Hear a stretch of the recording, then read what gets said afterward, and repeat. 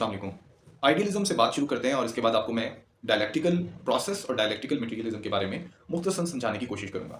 Idealism philosophy में इसी concept को कहते हैं कि दुनिया में जो भी हमारे नजरियात हैं वो बेसिकली वो है जो हमारे जहन में मौजूद है, जो हमारे दिमाग में मौजूद है, जो हम सोचते हैं, और इन आइडियाज को शेयर्ड बिलीफ सिस्टम के तौर पर भी समझा जाता है। जर्मन फिलोसफर फ्रेडरिक हीगल ने इसको कलेक्टिव कॉन्शियसनेस या फिर जइस्ट का नाम दिया, या स्पिरिट का नाम दें, कि एक जो आइडियाज हैं उनके पीछे शेयर्ड नॉलेज की एक वजह है जो कि आपस में लोगों में इंटरचेंज होता है और उसकी बुनियाद पर एक कलेक्टिव कॉन्शियसनेस डेवलप होता है और इसकी बुनियाद पर माशरे में कोई भी तब्दीली रूनुमा होती है।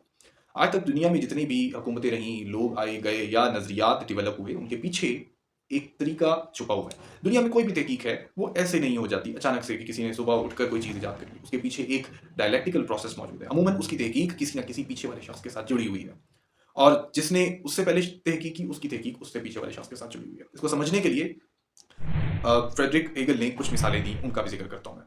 एक मिसाल के तौर पर वो फ्रांस के बादशाह किंग लुई 16 की मिसाल भी देते हैं। अब पहले तो ये समझ लीजिए कि शेयर बिलीफ हमारा कैसे काम करता है। लोग अपने आइडियाज दूसरों के साथ शेयर करते हैं और उसके बाद फिर नए आइडियाज डेवलप होते हैं। इसकी मिसाल देते हुए उन्होंने कहा है कि थीसिस का एक कंसेप्ट समझ लें। एक ऐसा मुनफरिद आइडिया या वाइड स्प्रेड एक्सेप्टेड बिलीफ जो लोगों में पाया जा रहा है, वो एक थीसिस है जिसको लोगों ने मान लिया। कुछ अरसे बाद उसके फ्लॉज नमूदार हुए, उसके प्रॉब्लम्स सामने आए, काउंटर नैरेटिव डेवलप हुआ, उसको एंटीथीसिस का नाम दिया उन्होंने।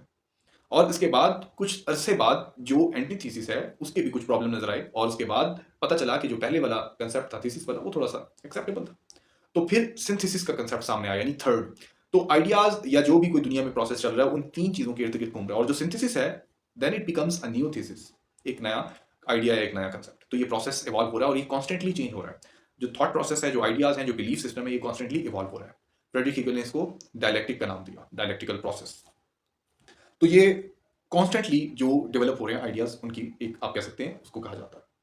फ्रेडरिक हीगल ने इसकी मिसाल देते हुए किंग लुई द 16 की मिसाल दी कि किस तरीके से वो अपनी ताकत इख्तियार जो है वो आम आवाम को नहीं देना चाहते थे। तो एक एस्टैब्लिश्ड जो प्रिंसिपल था उसको उन्होंने थीसिस का नाम दिया। लोगों को ये बात ना पसंद आई और बहुत अपराइजिंग हुई। उसके नतीजे में उसकी बादशाहत खत्म हुई और जो निज़ाम आया डेमोक्रेटिक प्रिंसिपल का, उसको उन्होंने एंटीथीसिस का नाम दिया।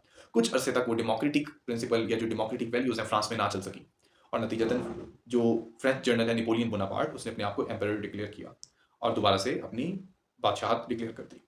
तो ये एक प्रोसेस को उन्होंने सिंथेसिस का नाम दिया, और डेफिनेटली वो भी नहीं चल सका, और उसके बाद फिर से थीसिस, एंटीथीसिस और सिंथेसिस का अमल चलता है। अब ये कब तक मुकम्मल होता है इसकी कोई डेट तय नहीं है, क्योंकि ये कॉन्स्टेंटली इवॉल्व हो रहा होता है। कार्ल मार्क्स ने इसको डायलेक्टिकल मटेरियलिज्म की बुनियाद पर नया नजरिया पेश किया।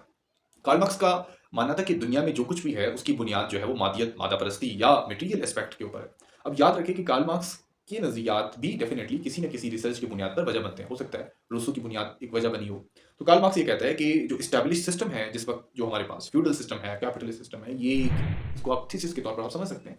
तो ये एक ऐसा सिस्टम है जो कि इस्टेब्लिश है और इसका काउंटर नैरेटिव डेवलप होता है और डेवलप होगा, और उसके नतीजे में जो क्लास कन्फ्लिक्ट है वो डेवलप होता है और नतीजतन बहुत ज़्यादा प्रॉब्लम क्रिएट होता है माशरे में। उसके नतीजे में सिंथेसिस यानी एक नया निज़ाम जो सामने आता है, कम्युनिज्म या सोशलिज्म, उसको आप सिंथेसिस का दर्जा दे सकते हैं। तो ये एक डायलेक्टिकल मटेरियलिस्टिक प्रोसेस है जिसको कार्ल मार्क्स ने नाम दिया।